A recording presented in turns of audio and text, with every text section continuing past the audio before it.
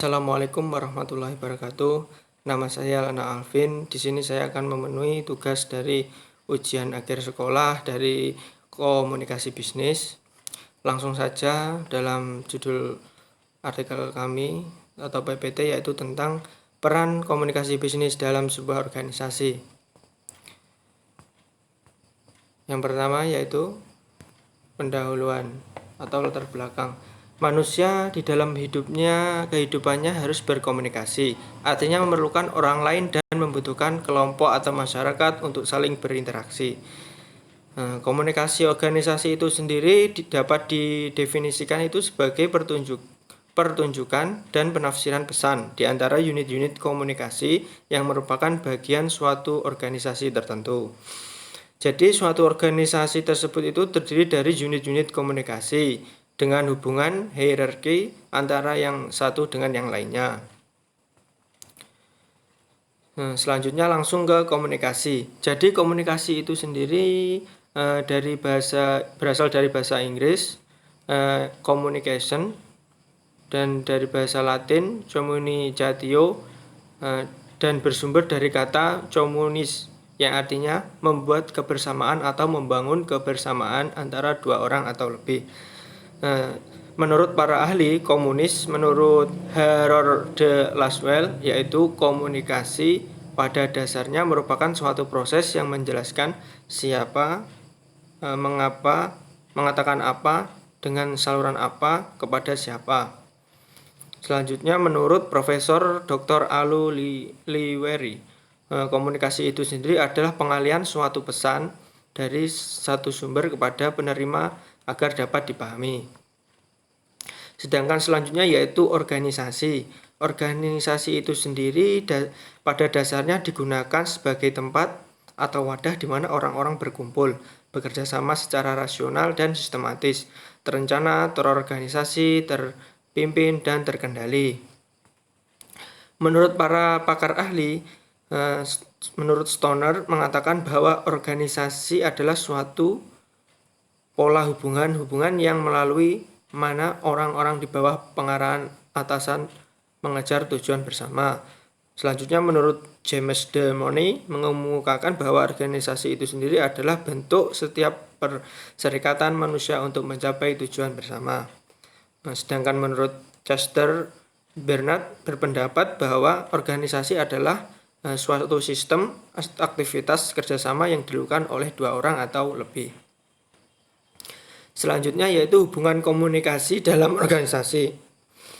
Organisasi adalah suatu proses penyampaian pesan atau informasi dari suatu pihak ke pihak yang lain dengan tujuan tercapai persepsi atau pengertian yang sama.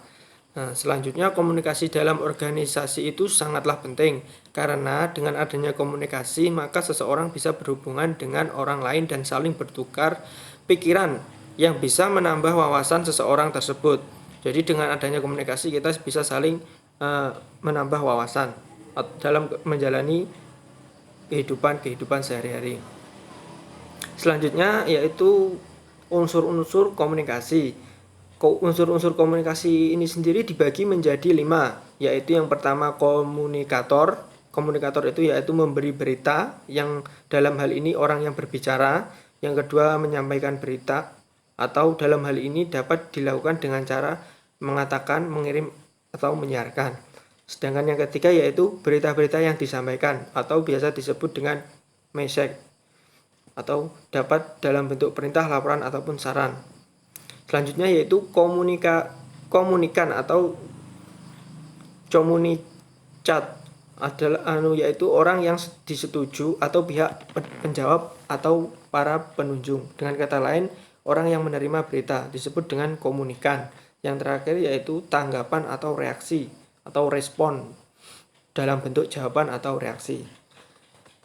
Selanjutnya yaitu proses komunikasi dalam organisasi itu dibagi menjadi 6. Di sini saya hanya mengambil poin-poinnya saja karena di artikel nanti sudah akan dijelaskan secara rinci, yaitu yang pertama proses ideasi, yang kedua proses encoding, yang ketiga proses pengiriman, yang keempat proses penerimaan, yang kelima proses decoding, dan yang terakhir yaitu proses tindakan. Selanjutnya jenis-jenis komunikasi dalam organisasi. Jenis-jenis komunikasi dalam organisasi ini sendiri dibagi menjadi satu macam, yaitu saya hanya meringkas atau membuat di PPT hanya satu, yaitu komunikasi internal. Apa komunikasi internal? Komunikasi internal itu adalah suatu komunikasi yang terjadi dalam organisasi itu sendiri. Selanjutnya di dalam komunikasi internal itu terbagi menjadi dua dimensi, yaitu komunikasi vertikal dan komunikasi horizontal. Dan nanti pengertiannya akan ada atau lebih lengkap di artikel. Sedangkan yang poin yang selanjutnya yaitu tentang hambatan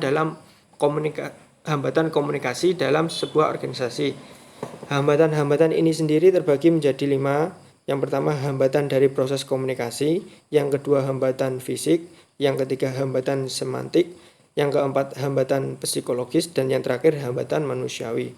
Jadi nanti ada sebuah misalnya kita ambil contoh sebagai hambatan fisik saja. Hambatan fisik ini sendiri dapat mengganggu komunikasi yang efektif.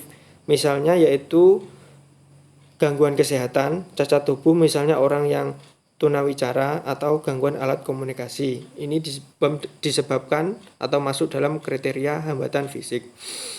Selanjutnya yaitu tentang cara mengatasi hambatan komunikasi. Kalau tadi adalah hambatan komunikasi dalam organisasi, selanjutnya adalah cara mengatasi hambatan komunikasi tersebut.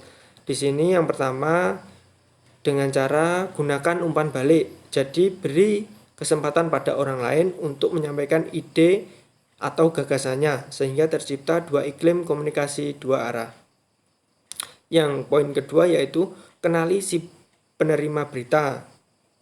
Seperti bagaimana latar belakang pendidikannya, bagaimana pengetahuan tentang subjek pembicaraan, dan sejauh mana minat dan perasaannya. Sedangkan poin yang ketiga yaitu rencanakan secara teliti, pertimbangkan baik-baik apa, mengapa, siapa, dan bagaimana, kapan. Mungkin itu saja yang bisa saya sampaikan tentang komunikasi organisasi. Jadi hubungan peran komunikasi dalam sebuah organisasi. Sekian, wassalamualaikum warahmatullahi wabarakatuh.